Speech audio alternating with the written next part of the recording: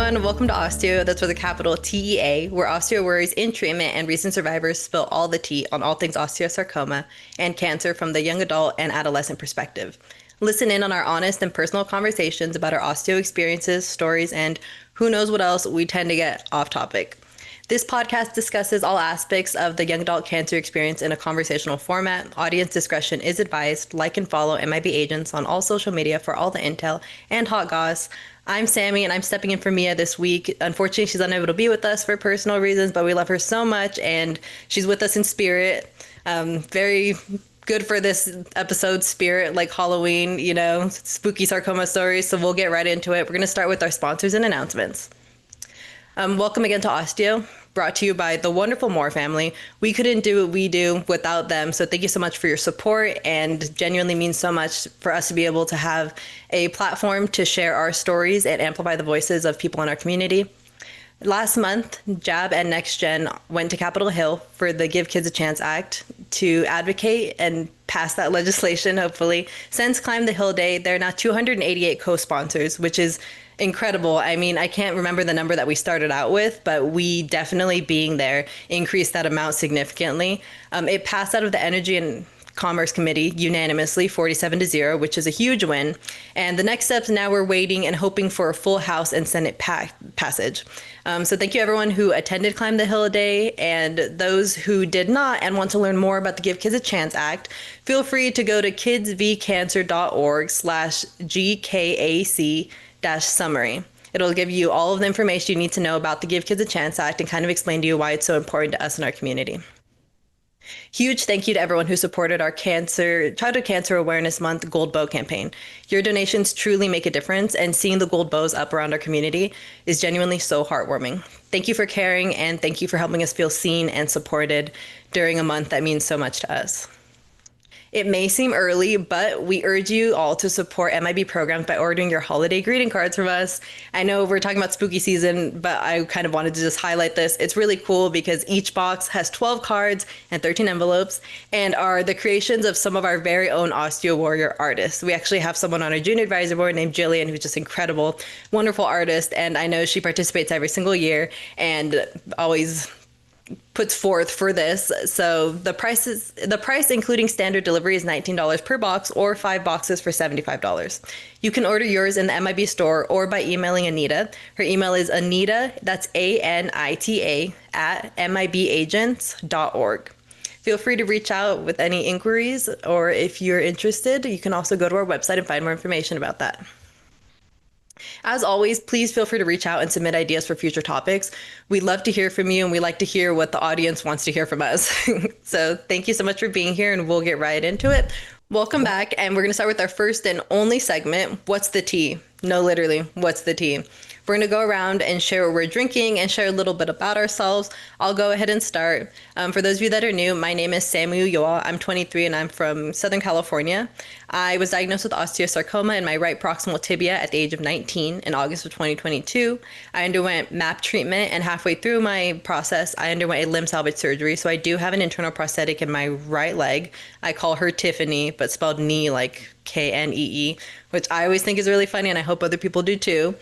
I'm currently pursuing a degree in psychology with the hopes of becoming a child life specialist. Oh, I totally skipped ahead. I finished treatment in May of 2023, and I've been NED ever since. I'm currently the president of the Junior Advisory Board, and I have the pleasure of co-hosting this wonderful podcast. Today I'm drinking in my Dog's My Valentine mug that I use all the time. It's still hot in Southern California, like in October, so it's not tea season yet. So I'm actually having squirt, like the soda. Very refreshing. I have to give it a 10 out of 10. I don't even have to sip it because I'm just a huge fan all the way. I'll go ahead and pass it over to Alejandro next. Yeah, so my name is Alejandro. I'm 22 years old. I was diagnosed with osteosarcoma in my left ankle 10 days after my 21st birthday in November of 2023. So I have a below the knee amputation, hence the pirate hat, peg leg and all. Um, all I need is a little parrot on my shoulder. But I finished chemo. Actually coming up on a year this month. On the 28th will be a year. Underwent the standard MAP treatment for chemo. Halfway through, like I said, I had my below the knee amputation. I'm currently out of commission. I had a little road bump, had some stuff going on with my leg with my prosthesis, so I'm currently healing at home. I don't have anything to drink, unfortunately. I actually just finished my sweet tea that we had here, but I am on pain meds right now. And some IV antibiotics. What else do I need? What else do I need? So that's me. Thank you so much for sharing. I'll pass it along to Anaya next.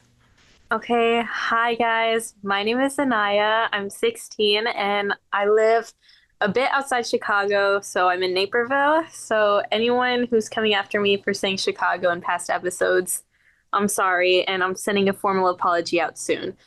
Um, I was diagnosed when I was 11 years old in my right thigh with osteosarcoma in 2020. So I'll be coming up on, I think, 5 years of my first diagnosis this week on October 6th.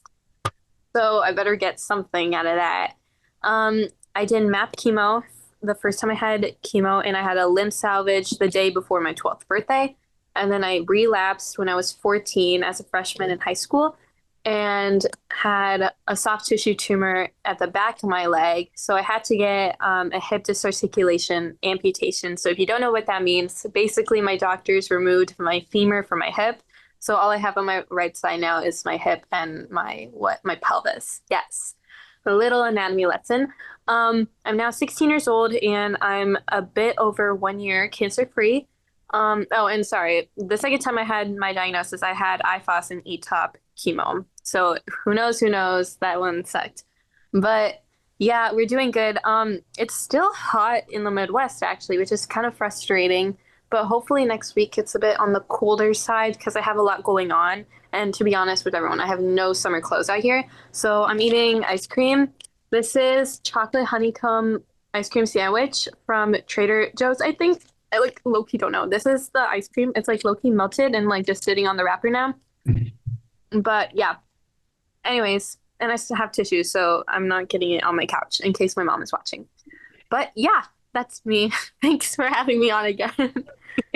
No, thank you for being on again. I think it's really cool. We have so far we have what we're having soda, we're having pills, and we're having ice cream. So we'll see what Max is having. So Max, go ahead and take it away. Hi, I'm Max. I'm currently 20 years old, but I was diagnosed with osteosarcoma in my right distal femur when I was 10 in 2015. I received MAP chemotherapy and eventually had a limb salvage surgery.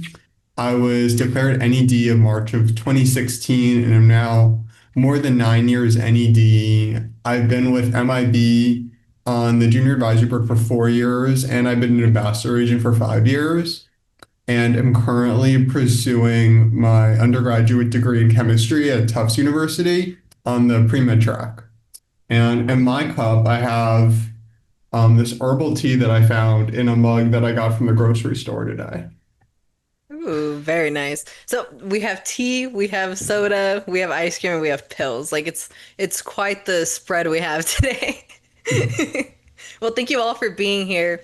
We'll go ahead and jump right into it. The first question that I have for you guys is, what is the spookiest or most surreal thing that happened to you during treatment? It could be a scary hospital story, it could be a weird dream, it could be a hallucination or a strange coincidence that still gives you chills. Like, um, share whatever you want to share. This is a very like lighthearted episode, but also like there's some genuinely scary parts that come with obviously having cancer.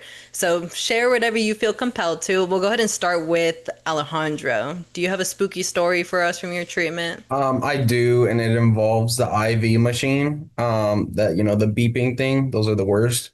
So every time those things would go off, there's a little button on there that says like silence. And so I kind of already like knew like as soon as it would go off, that was the first thing I pressed. Because sometimes it took the nurses some time to get in there and fix it and turn it off. Um, but I do remember one time after my amputation, I was still kind of woozy and stuff waking up, and then they had me on I think I was getting like a blood transfusion and some stuff and then some chemo still. And so I was waking up, obviously still groggy, and there was like this tower of IV, like it had like five or six like machines on there. And then for my amputation, like it had the what are those thing called? The I forgot what it is, but that they put in your leg after the amputation, like to kind of the nerve blockers or whatever it was. Yeah, and I know what it is. And so it was a whole thing like towering over me, and like I was still half asleep and the lights were off.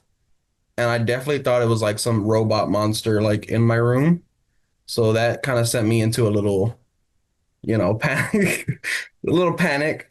Still groggy, halfway asleep, and my leg was missing, like half of my leg was missing. So that was very traumatic for me. So like IV pulls in general now, like I definitely have like a PTSD regarding IV pulls and the beeping and stuff. So Yeah, no, that makes sense. Especially like all the medication that we're on, it really just like yeah, heightens that whole like you can't tell what's real and what's not. Especially after yeah. like a surgery, like the stuff that Oh they yeah. have us on, like gosh, I could have sworn the room that I was recovering in was like I was like, oh, they put me in, like a suite. Like it was super nice. Then I remember when I finally came to, like one of my first questions was like, why'd they downgrade my room? Like it was just like and they're like you've been in here the whole time. So it's like so crazy the way that like our perception is altered by everything that we're on. Yeah. What about you, Max? Do you have any stories for us that were kind of spooky from your treatment? Yeah, so I actually do have one story that comes to mind that is really traumatic to me, even to this day. So I had a feeding tube placed into me because I had a lot of trouble eating during chemotherapy. I just didn't have a really strong appetite and was losing weight really quickly. So my oncologist required me to get a feeding tube where they would put this white juice into a tube that would be ingested into my stomach, which that in its own is pretty creepy and gross. But um, the most traumatic thing that comes to my mind when I think of my treatment and everything that I went through was getting my feeding tube removed because it was the biggest procedure that I had that I was still awake for and not on any anesthetics or numbing medication. So the way that it worked is they took like a needle and they inserted it through the tube to like widen a balloon under it and to get it to deflate so that they could pull it out. And I was watching this as it happened.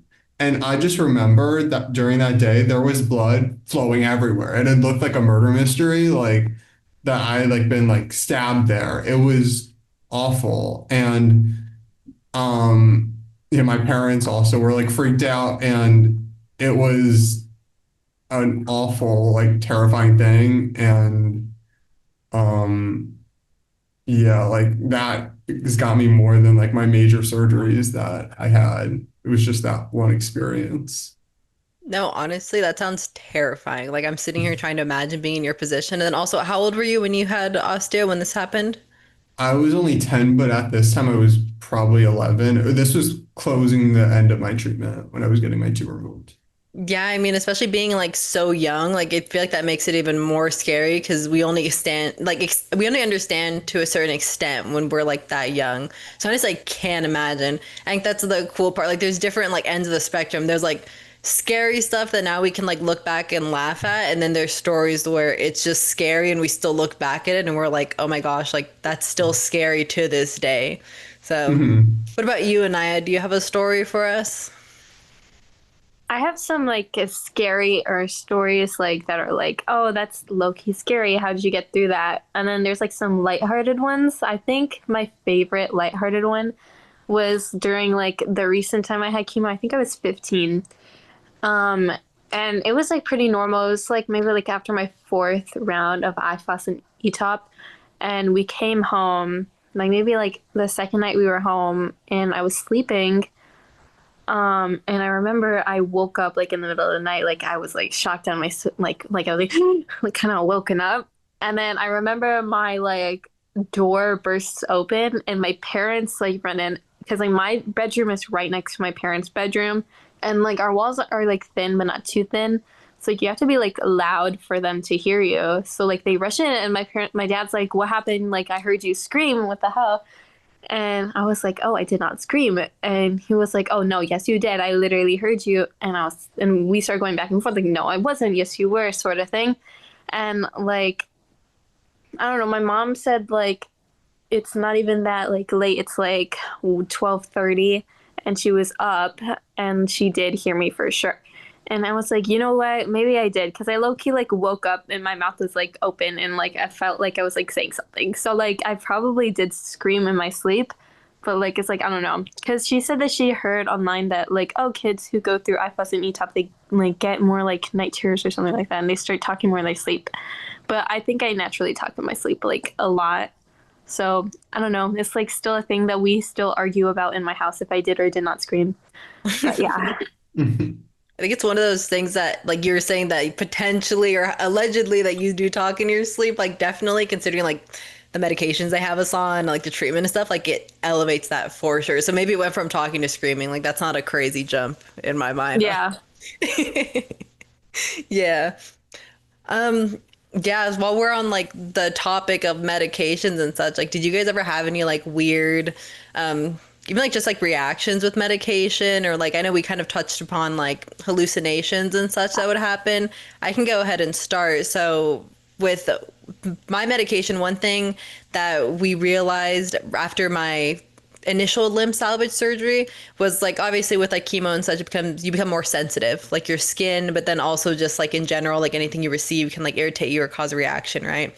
After my surgery I remember I needed like a blood transfusion and I was given blood and I ended up having like a really adverse reaction to it and it was something that was supposed to be helping me but like I like blew up like a balloon and like my chest was red and my face was red and itchy and they just like couldn't figure it out. And then another type of medication called vancomycin, and I guess that factored in with like the blood that they were giving me and stuff. Like it just like caused like a really bad reaction, but it was kind of just scary because I was like this is supposed to be like well I guess same thing with chemo, like everything that they give us is supposed to help us, you know, like it's with the goal of getting rid of the cancer or like making us feel better. Because I remember even medications that are supposed to like help with nausea and stuff, like I would have an adverse reaction to it. So it was kind of scary because when things would get scary and I would need like help as far as like, oh, like I need a new medication or she needs to be switched from like this to this, like we would always go into it very hesitant because we knew that I would have was having these adverse reactions.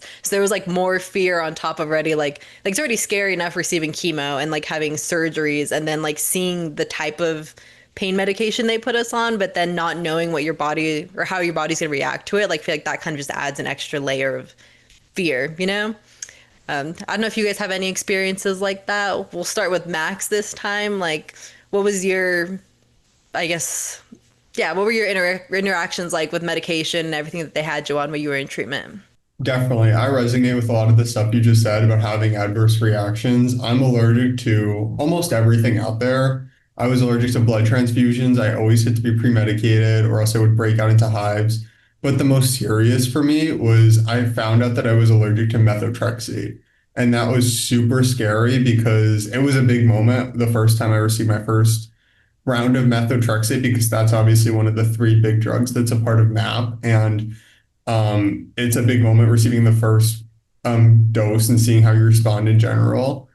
So the fact that I immediately broke out into an allergic reaction after having methotrexate was really scary at first. And whenever I got any of these drugs, methotrexate, getting a blood transfusion, I'm allergic to a bunch of other drugs that have a long list, but that I have not memorized.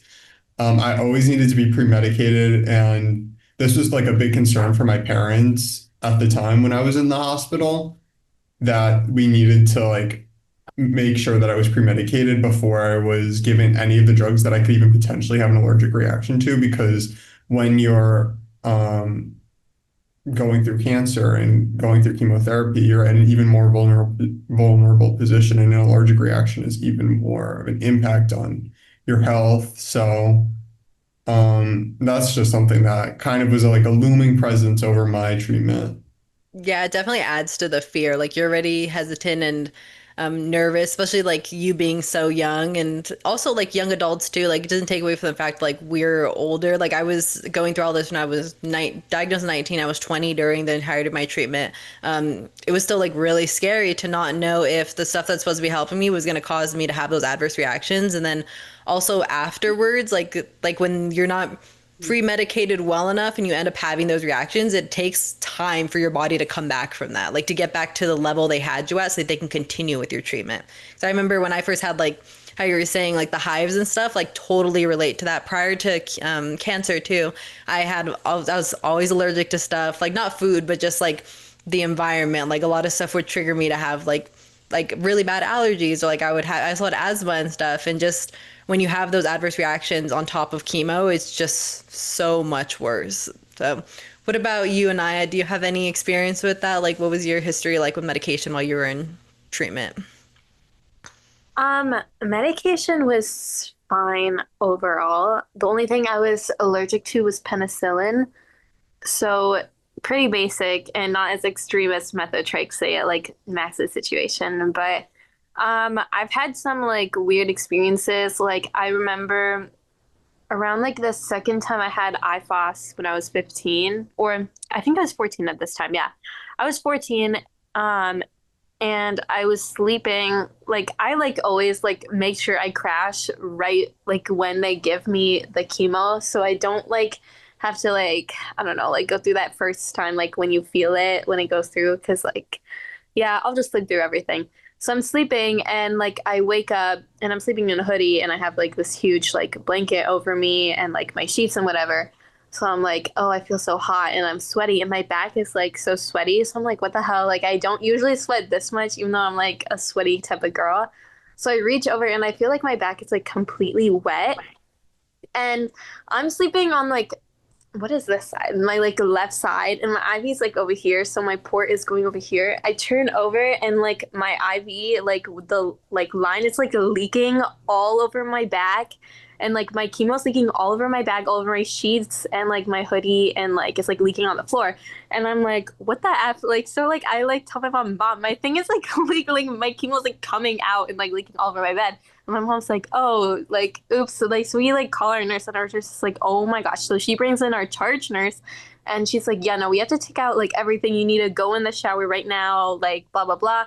So they tell me to like strip and everything. I'm like, what the hell is going on? Like, this is like my favorite hoodie and my sheets that I use like on my bed at home. And they're like, no, we have to like throw it all away. And I'm like, what the hell, guys? Now I have to go sheet shopping now too, on top of everything. So they like have to change out my chemo and pause it. And like we started again hours later after I shower and throw away everything. So that was like one of my weird things that happened. And I was like, damn, because this was like our second round of chemo too.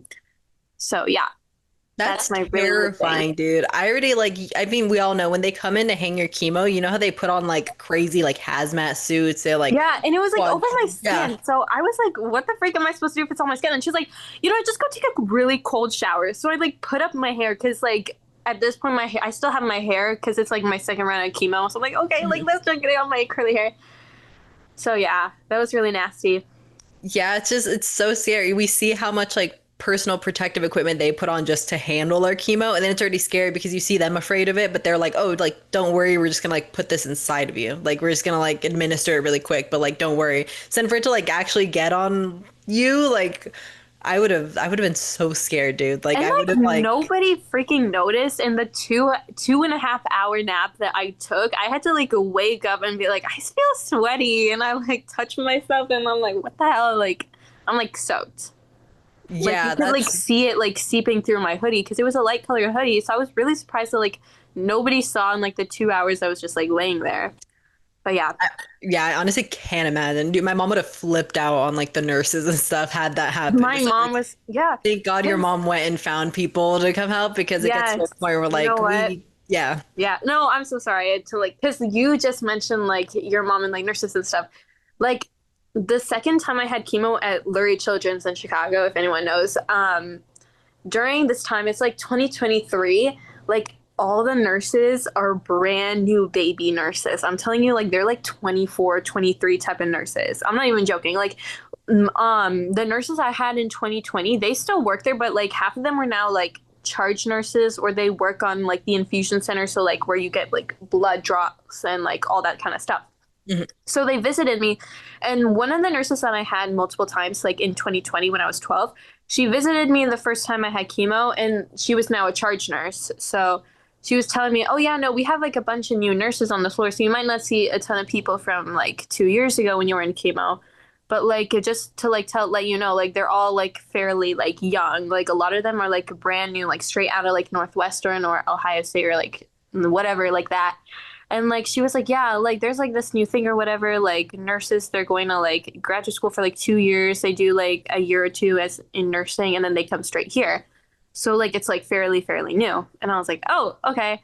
And like let me tell you, they were brand new nurses because like one of the times, like I think it was like this was the same week that like my chemo like dripped all over my back. Like maybe like 5 days later, I had to stay in the hospital like extended because like I had some kind of like complication that I can't remember anymore. But we had to like give me a new like needle in my chest or whatever for my port.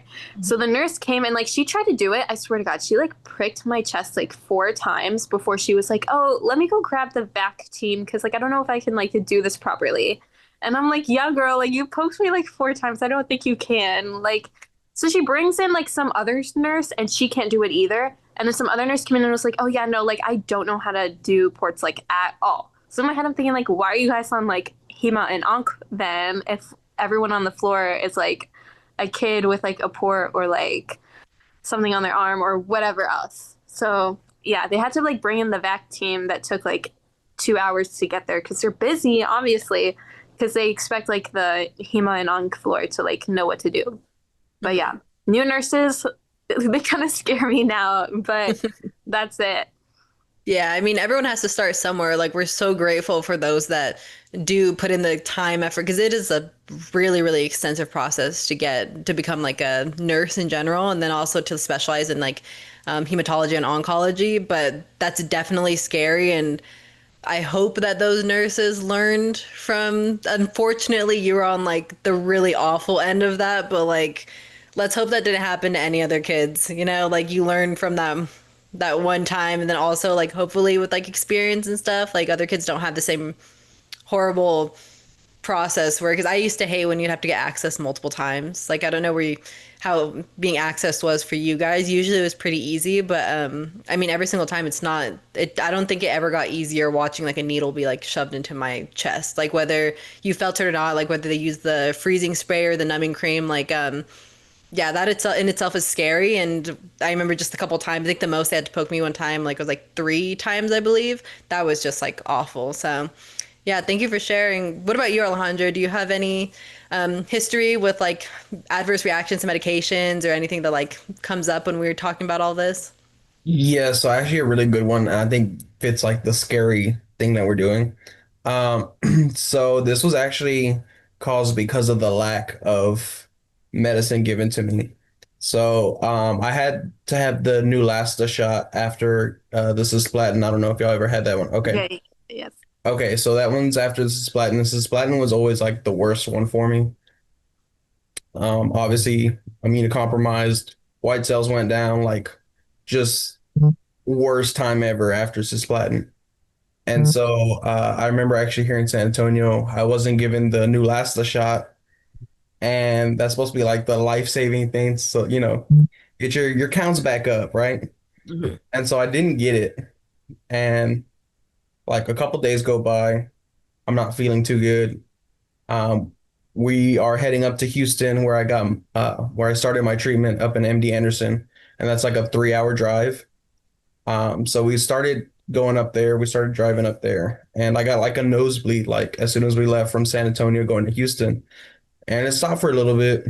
Um, Bled here and there, like going to Houston. We finally get to Houston, and this was right when, if anybody's like in the South, this is right when Hurricane Beryl was happening, and so like the rain was pretty bad, and so we checked into our hotel, and I just was not feeling good at all. Um, my mom and I went out to eat, and my poor mom, like it was just me and her. And and so we went out to eat, still wasn't feeling good. Back to the hotel, and we're trying to go to sleep. and my nose just starts bleeding again, like throughout the night. And I don't want to get too graphic, but like I start coughing up blood and stuff. And we ended up calling like the EMS and whatnot because like I just could not stop bleeding. And so EMS comes, hurricane's already here. Like the wind is winding, the rain is raining, like it is horrible. And we're getting transported to MD Anderson, like their ER. We get to their ER, the roof is leaking. They've got like piles of towels everywhere and like buckets like catching the rain that's dripping from the ceiling. And like I just the worst of the worst feeling ever. I'm still bleeding from my nose. And then I finally get seen by this ER doctor and then like the head and neck, like their trauma department. They're like, okay, well, we're gonna have to like plug your nose up. And so they have like this big balloon. They call it a rhino. And it's like this big, right? And so basically like they shove it up your nose and then inflate it. And that's probably like one of the worst pains I've ever felt. That's also one of the first times I got liquid cocaine put in my nose, which was crazy. Uh, yeah. Bro, that's so funny. I'm so sorry, Yeah, no, it Alejandro. was crazy. And I was like halfway, like I was already out of it. Like I had already lost like so much blood already. So I'm just there. Like I said, my mom's the only one there with me. Like my poor mom's watching all of this go down. And so, they put the thing on my nose and like I had to get admitted for like another week there and ended up missing like all my appointments, of course, because like I was already there. And yeah, so that happened all because I didn't get the Neulasta shot. So a lot of damage was done. Yeah, And it just kept adding on. It's like the definition of like when it rains, it pours. when it Literally, rains, like it pours. everything that could go wrong was going wrong. Yeah, The it was worst just part one thing too, after the other. yeah, like when like you don't meet the counts, or let's say you have an experience like that, like it sets Yeah, you back on like it your does. treatment too. Like it takes you off. So then Yeah. most of the times, like gosh, I don't think I've ever talked to anyone who says they finished their treatment early. Like most people are like, oh, like I didn't meet my count, so I had to push it back, or oh, I had this complication, so we had to push it back. And it's just like it sucks because in the moment it's awful, but then like that it's gonna carry over and like impact what was already scheduled and such. But Yeah, Mm, yeah, yeah. that's a crazy thing, well, dude. With the whole like cocaine thing, like the liquid one, it's Yeah, just liquid crazy cocaine. I because was like, what do you yeah, mean? I used to get nervous. I remember when they first told me they were gonna give me fentanyl, I was like, Oh, me? yeah. I know Me, me. who's only ever had like ibuprofen, and like I used to get scared when I take more than 400 milligrams. Honestly, I'd be like, "Oh, that's a little too much." And then they like had me in the hospital, like they're like, "We're just gonna combine morphine and fentanyl, but you'll be fine." And I'd be like, Yeah, "Oh, that's okay, crazy. yeah." But actually, one question I want to ask everyone, because we have two people here who are amputees, and then we have two of us who are limb salvage. Um, Going through a surgery like that is extremely scary. I kind of wanted to ask everyone what their experience was like leading up to it, and then like surgery wise, kind of like, I don't know, like how did it feel for you? Like I'll start for me personally. I remember when we were going through my options, my surgeon was actually like, we should kind of just go in there and see, and then kind of just asking if I would trust like I put my mom on as the person who would make the decisions for me if I couldn't. So they basically asked me like, would you be okay going to the surgery? And then you won't know if you'll wake up like limb salvage or amputee or amputation, right? And I said that was okay. And it was just really scary because leading up to the surgery, there was so much uncertainty. And then waking up from the surgery, like I realized they told me that were able to salvage my limb and that they did not need to do an amputation. And I was I was just, I don't know. I feel like either way, you have to kind of get used to your new normal. Like, either way, your life is going to change forever. And I think waking up, I don't really think I cared what they told me. I think I was kind of just scared because I didn't know what life would look like after, regardless of each surgery. And then after the surgery, I know nobody likes to feel pain. My pain was very poorly managed. I had my surgery off campus, not where the actual hospital is, but like at East Campus because I was treated at Loma Linda.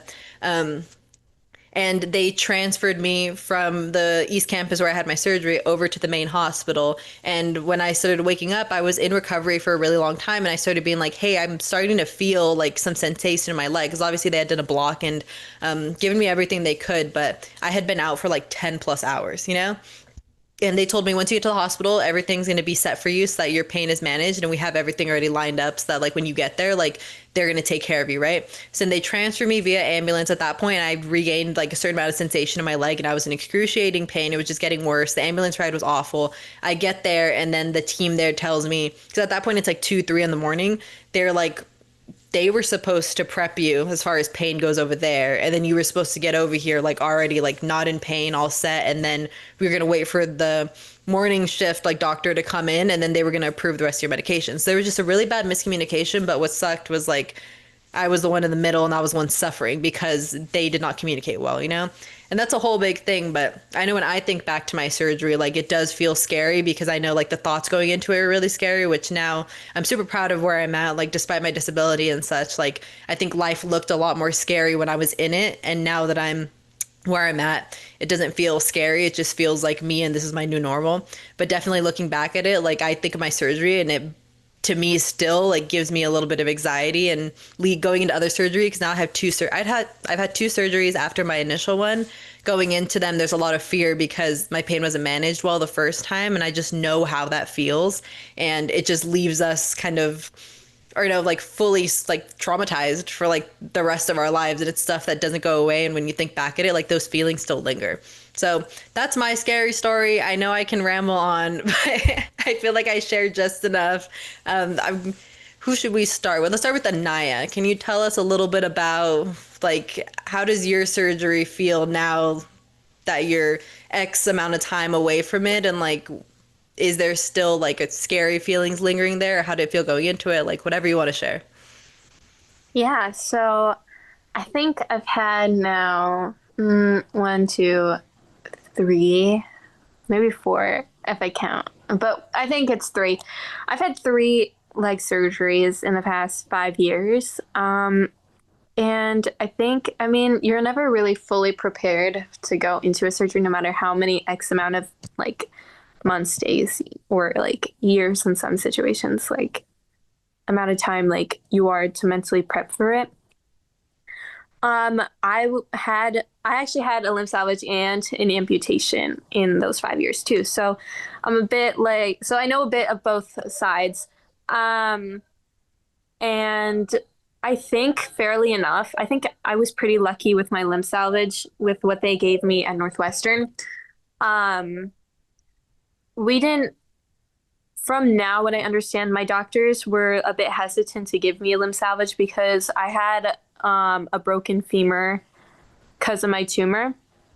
So like essentially like I was walking, my tumor like ate through my femur and like broke it while I was walking. So that was kind of scary. And I was like 11 too. So they didn't really know how to communicate with me too. So I didn't really know I was getting a limb salvage until like a while later.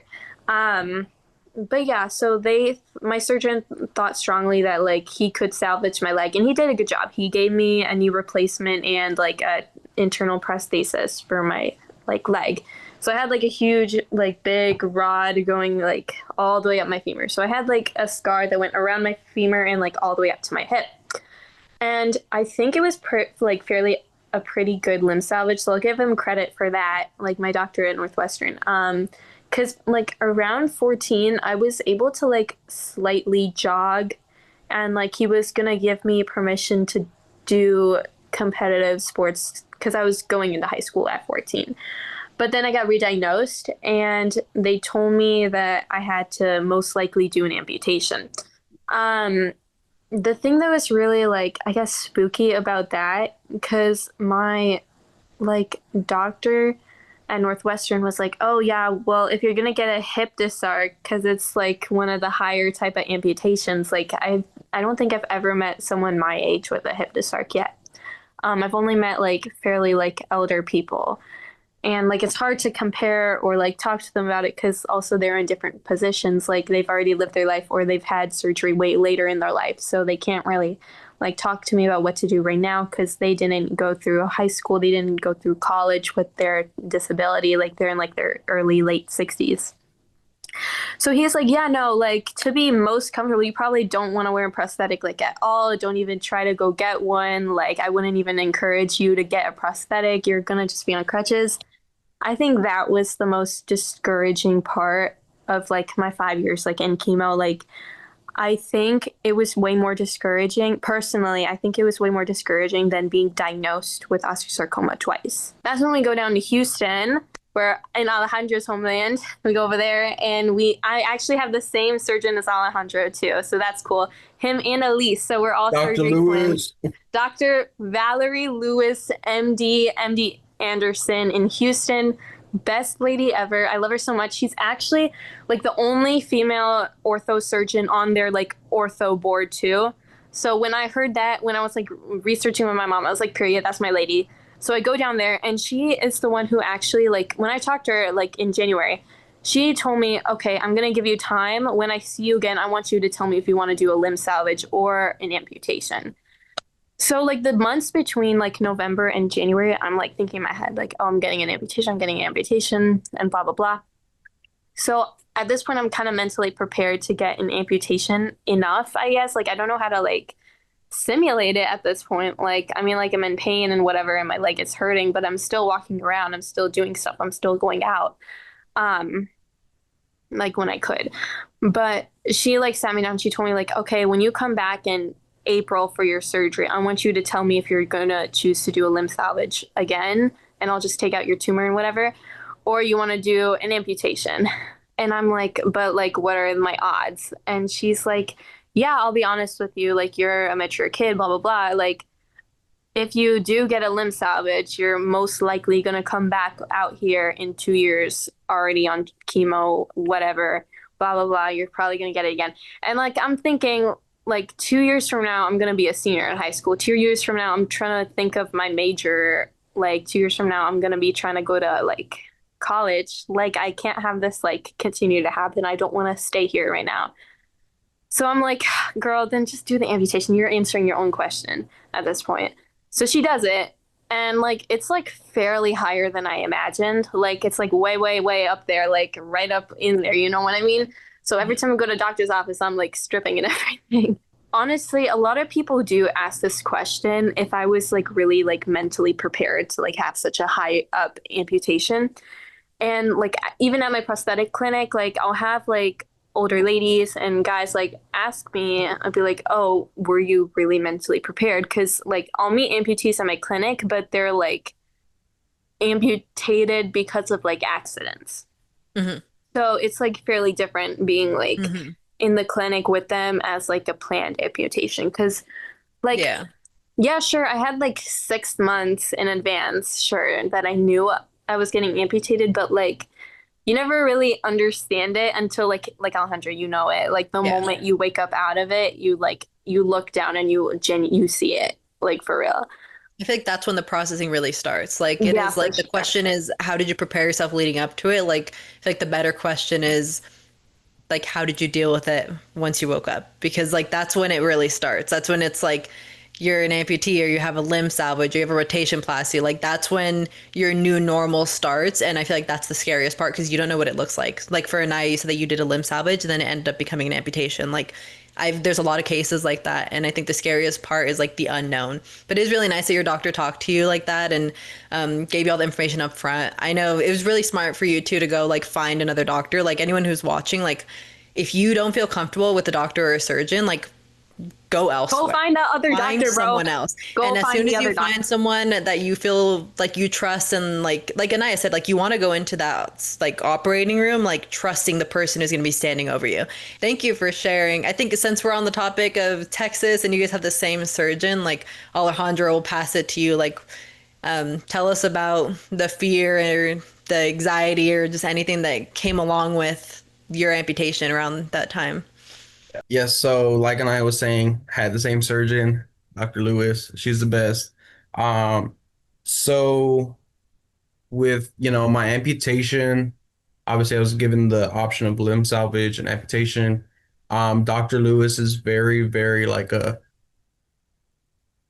she's very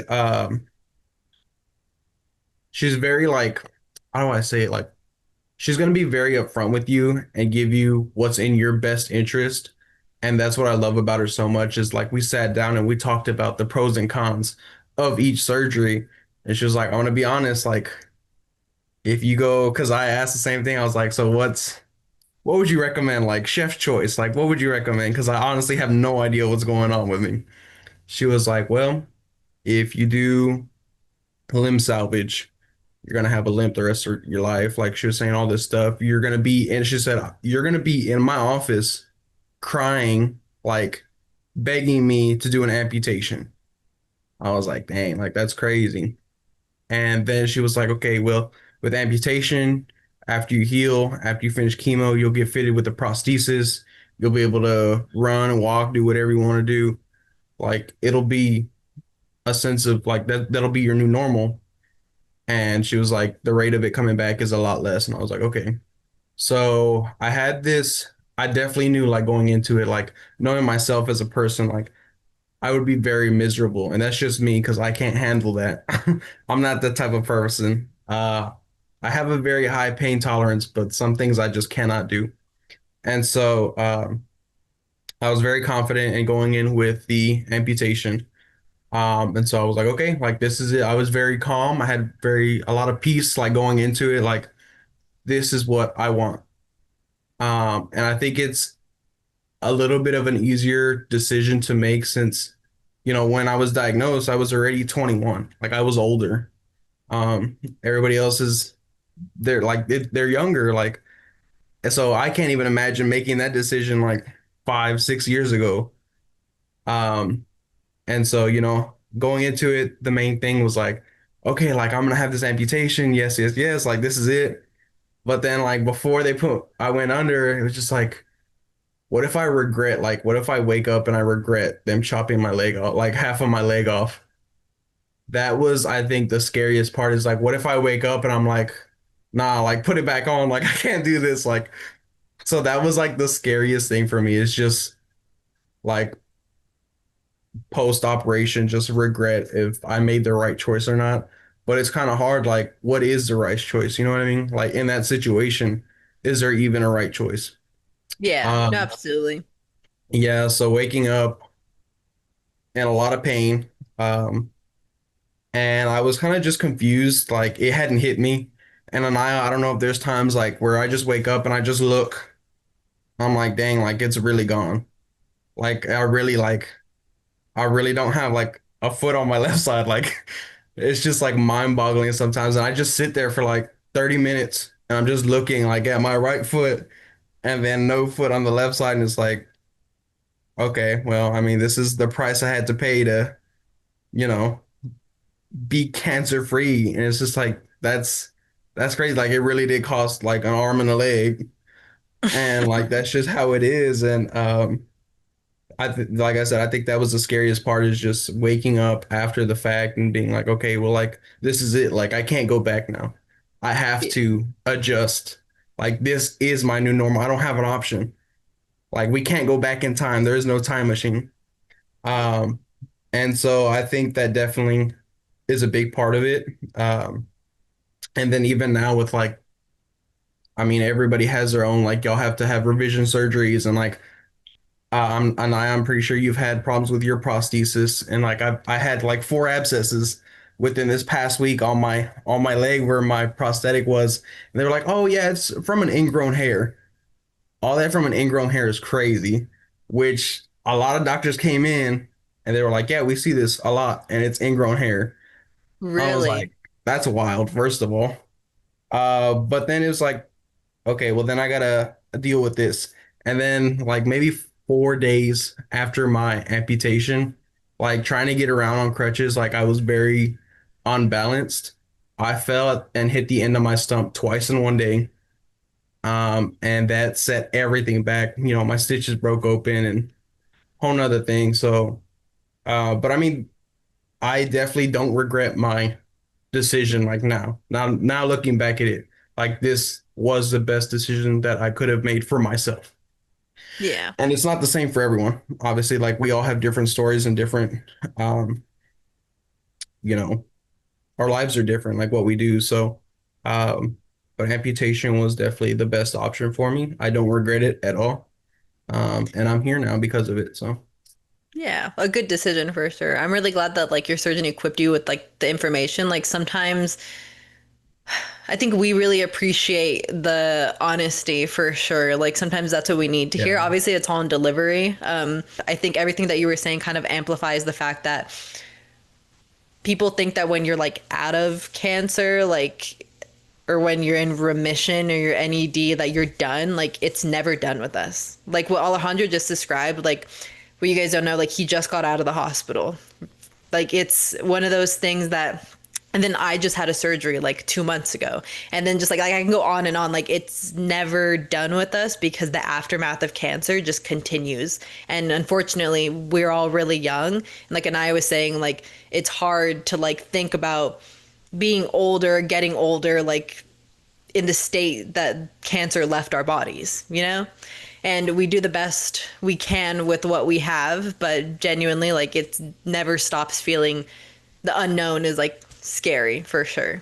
So, thank you guys for sharing. And what about you, Max? Because I know you had a limb salvage at a really young age, and you have a pretty extensive like surgical history too. So, would you mind sharing with us? Yeah, so I think my story is a little bit different just based on how much younger I was than everyone else. I was only 10 years old when I was going through treatment and surgeries and everything. So it really can't be understated how big of a difference there is between being a young adult and being only 10 because I had almost no autonomy over any of my decisions.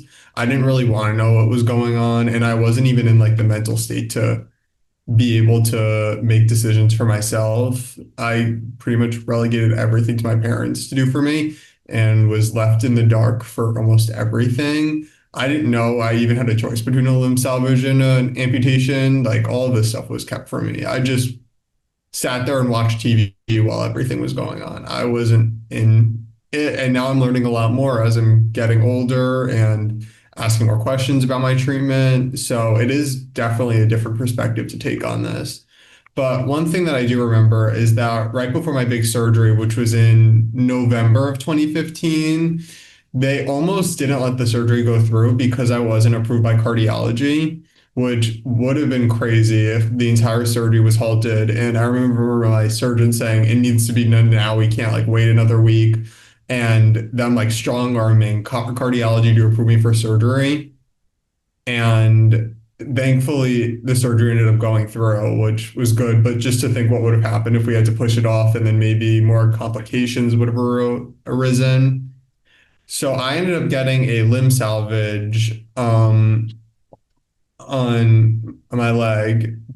It is on my distal femur, so it's around the patella, that region. And I actually have a kind of a unique type of prosthesis where it's a metal rod that has a magnet in it. And since I was so young, one of the big concerns was how I was going to grow and develop with the prosthesis in my leg.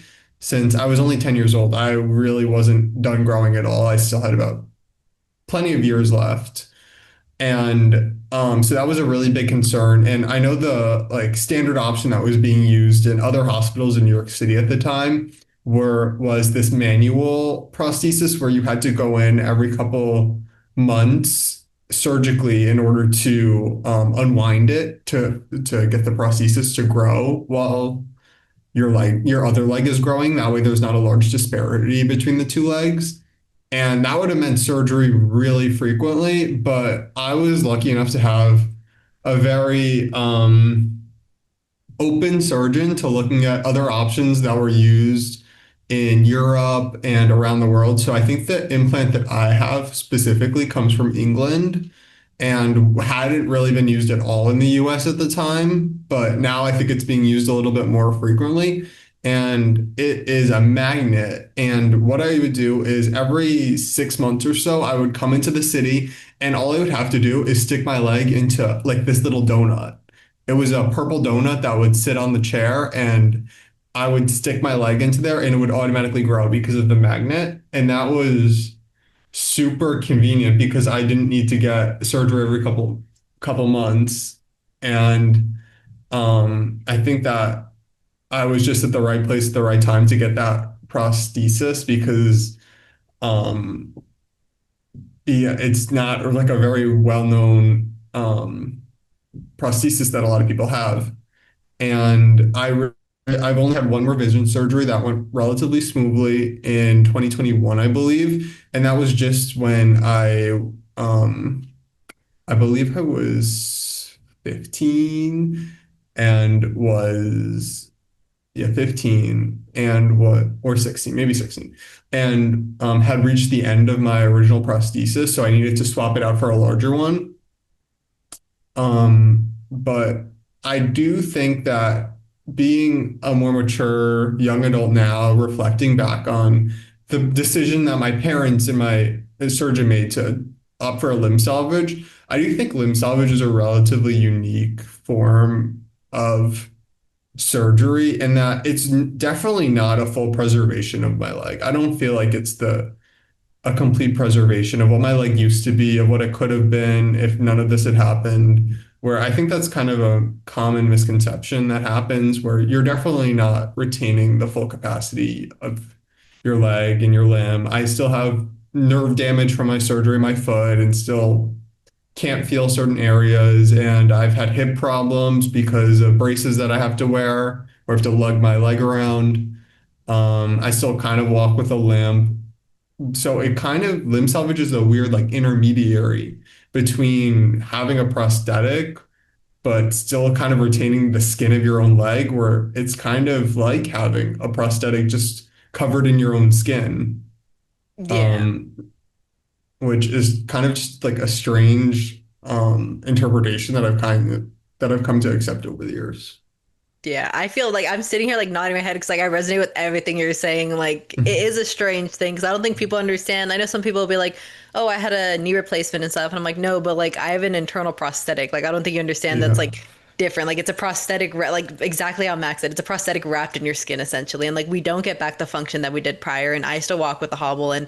Like me too, half of my foot, like the outer part, I still have no sensation to it. And I had my initial Mhm. surgery in 2022. So like the nerve damage is permanent and like if realistically it's like never gonna come back, you know? But thank you Mhm. for sharing your story. I think it's really cool to hear different like surgical options too. I think all across the board here we have all had like different types of surgeries too, because my internal prosthetic is nothing like Max's. And then it's also really cool because that's something that like maybe one of our viewers like didn't know that was an option either. Like I think especially at being so young, the least amount of surgeries, the better for sure. Like you don't like also what people don't know is like the more they go in to adjust your internal prosthetic, the higher chance of infection you have. You know, even to the point when like I don't know if they tell you this too, Max. When I go to the dentist, I have to take like antibiotic pills beforehand because yeah, they say that like we're at a higher risk for infection and that like I guess the messing with like our teeth can like trigger an infection in like our prosthetic, which I had no idea, but it's one of those things that's kind of just like, oh, like I'm still learning how my leg impacts my dentist appointments. Like that's Mhm. crazy. Mhm. But yeah, thank you all for sharing. And then like one more thing that I think is super scary, which I don't know, I think everyone kind of had to. Max, obviously you said that you didn't really have a lot of like autonomy on like what your decisions were because you were so young. But like those of us that or Alejandro, I guess actually no, for everyone, did you guys all have to sign an advance directive? No, Yes. Alejandro, you did? Yeah, because I remember one part that was really scary for me that like really like it really hit me that like I have cancer and I'm going through it and I'm about to have a surgery was when like they came in with like a packet that said an advance directive and you had to Yeah. swipe through it and like sign essentially like what you would want to do if things go south or what you would want to Yeah. do if like you end up in a coma or like it's just the scary things and it really puts things into perspective that like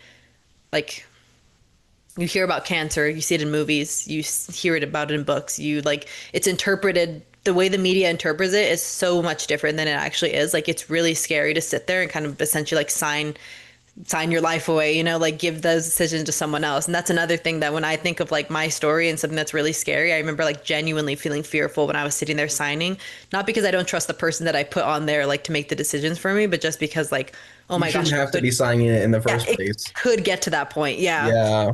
So there's a Yeah. lot of scariness around it, and I think this is a perfect episode for October. Like obviously it's spooky season, but the spookiness never leaves when you have sarcoma, like any type of sarcoma. Honestly, like we're all still dealing with the aftermath of cancer, and that's not something that's going to change anytime soon. So I guess just really quickly to wrap it up, I want to ask everyone, like, what would you say to someone listening right now who's going through scary parts in their journey right now? Like, what helped you get through it, and what do you wish someone had told you back then? We'll start with Inaaya.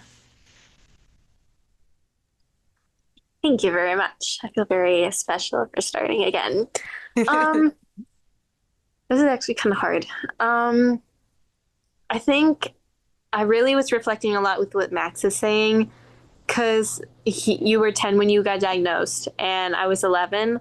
And I remember the day that I broke my femur, and I remember like passing out, like having no idea what happened in the past like 7 hours, because no one told me anything. And the only thing I knew was that I was having surgery tomorrow, and I had no idea what they were going to do in surgery either. Um, and it was really scary, honestly, because they like just, they like, I don't know what's wrong with people. Like, they don't tell you anything, like, even when you ask. So I think one, maybe, I guess in like some situations, like if you're like 11 and up, 10 and up, like I feel like you can push for autonomy if you really want to. Like if you feel comfortable enough, if you really want to know what's happening, you can push for that information and you can have that information. Like you should know what's going on to your body. Like, and you should ask those questions. Like don't hesitate to ask questions. Cause I feel like I hesitated a bit on the first day. Like I was asking questions, but like nobody was really like trying to answer me. So that was kind of weird.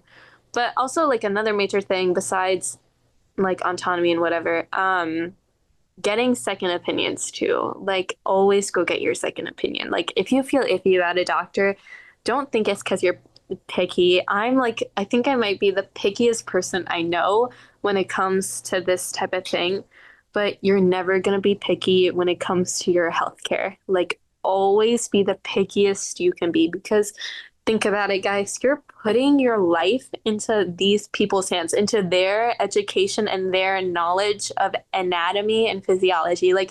You, like, you are the most important person in this piece right now. So you have to be sure that you're taking care of yourself.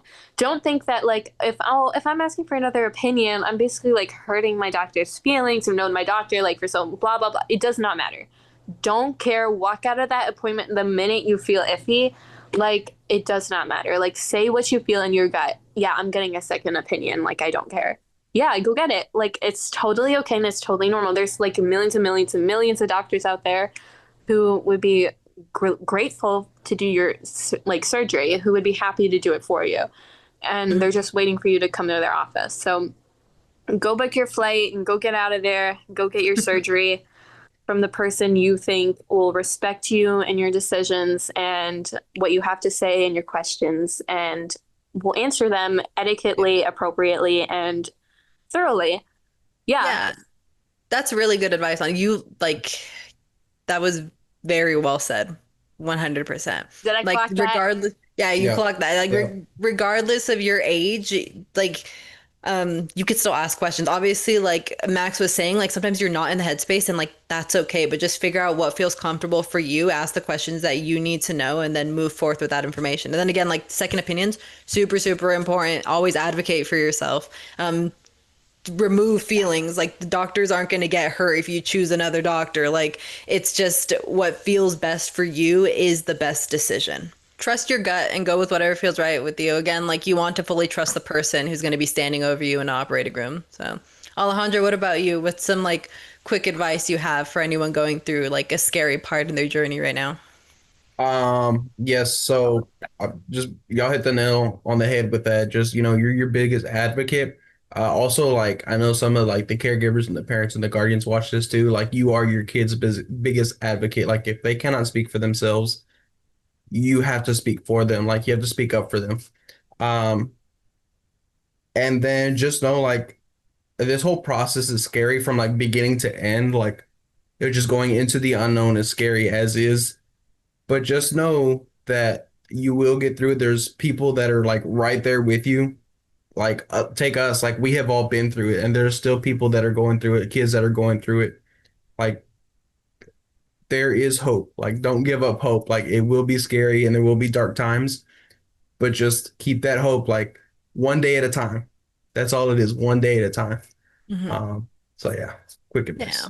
That's really good for sure. Take it one day at a time. If you try to handle it all at once, like it becomes overwhelming. So like, and things change day by day. Yeah. Like you could Yeah. have a plan and then your counts are low and your treatments pushed back like a week or two. Yes. Yeah. Don't get your hopes up. Just, Yeah, your body will tell you, like, your body will dictate how the process goes. Like, you have no control over that. There's going to be yeah. times where, like, you just want to jump right into the next cycle. Do not do it. Trust me, do Mhm. not do it. Like, it is for your best interest, like, for your health. Like, do not do it. Yeah. Yeah, definitely. Trust your body for sure. Yeah. Yeah. What about you, Max? What advice do you have for our viewers? I think the advice that you guys have given are fantastic, and I definitely co-sign both of those things. One thing that I definitely want to underline is that this is such a unique experience, and that there's so much that's out of your control entirely. Your counts, that's out of your control. Bad scans, that's out of your control. But there are some things that you can have an influence over, and those are the things that you should focus on. You need to advocate for yourself if you feel like your voice isn't being heard. You need to um, advocate yourself if your conditions that you're living in aren't up to what they should be. You need to find the people around you that you can trust and are have your best intentions in mind. But there are some things that you're just never going to have control over, even if there's with the best medicine, the best doctors in the world.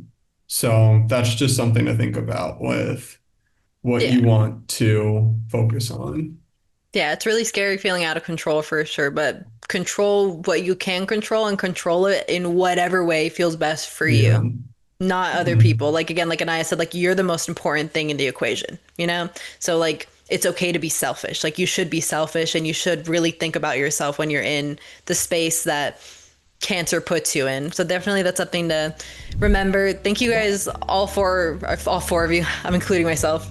Thank you all four of you for being here and sharing and being vulnerable. It means so much, and we really do reach people who need to hear what we have to say. So, and thank you again to the Moore family for your generous support of our OsteoAo podcast and creating a safe space for young adults experiencing cancer to share, relate, and genuinely just heal together. Because these podcasts that we do feel healing for me. Even just sitting here, like Max is a limb salvage buddy. Everything he was saying is stuff that I felt that maybe I've just never been able to articulate. So thank you for giving us a space to share that.